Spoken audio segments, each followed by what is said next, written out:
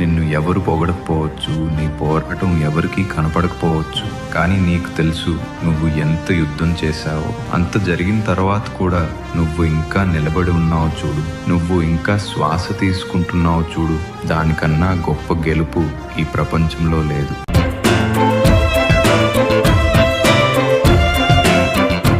ఓ